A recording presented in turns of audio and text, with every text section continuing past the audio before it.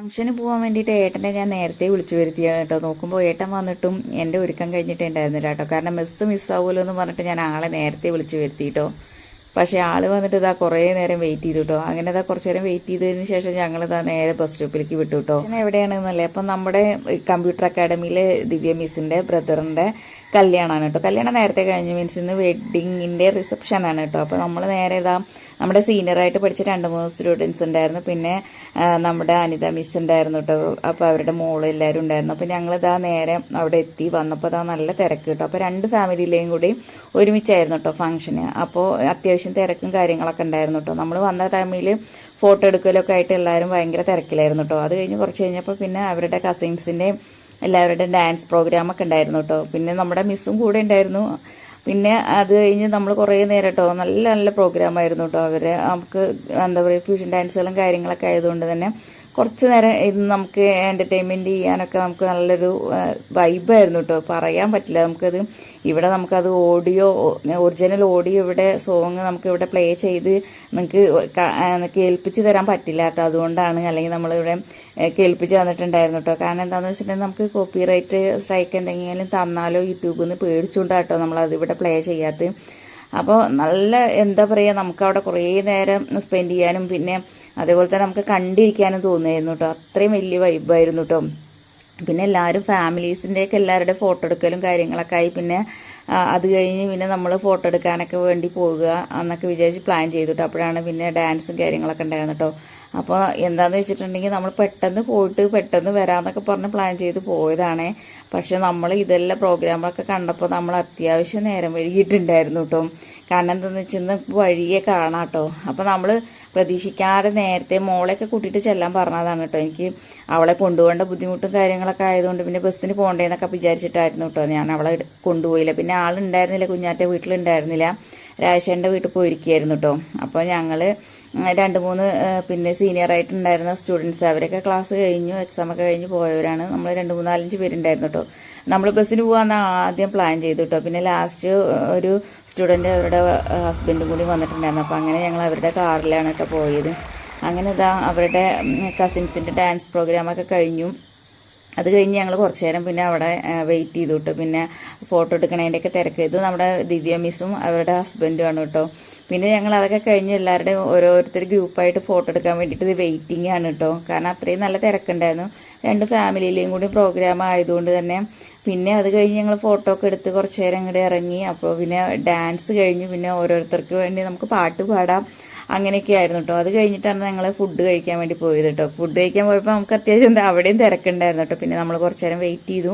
അതിനുശേഷം നമുക്ക് സീറ്റൊക്കെ കിട്ടിയിട്ടോ. പിന്നെ നമ്മൾ ഫുഡിന് വേണ്ടിയിട്ട് വെയിറ്റ് ചെയ്യാണ് കേട്ടോ. ഇതാണ് നമ്മുടെ അനിത മിസ് കേട്ടോ. അപ്പോൾ അനിത മിസ്സിന്റെ മോളുണ്ട് കൂടെ.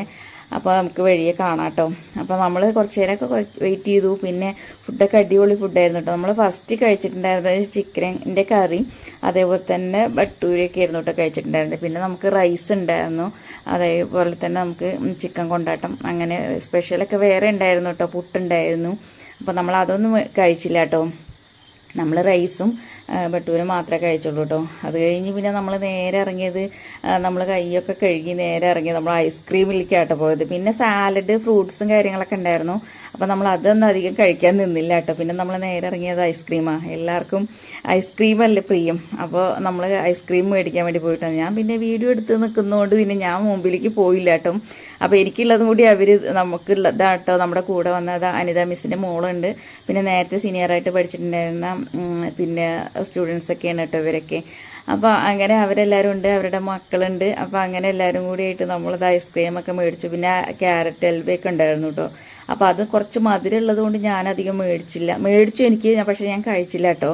അവര് മേടിച്ചിട്ട് എനിക്കും കൂടി ഉള്ളത് മേടിച്ച് കൈ പിടിച്ചിട്ടുണ്ടായിരുന്നു കേട്ടോ. പക്ഷെ ഞാനത് മേടിച്ചിട്ട് അത് മാത്രം കഴിച്ചില്ല. ഐസ്ക്രീം കഴിച്ചാൽ ചിലപ്പോൾ തൊണ്ടവേദനയുടെ പ്രശ്നം വന്നാലോ എന്ന് വിചാരിച്ച് ഞാൻ ഒരു പേടിച്ചാ കഴിച്ചത്.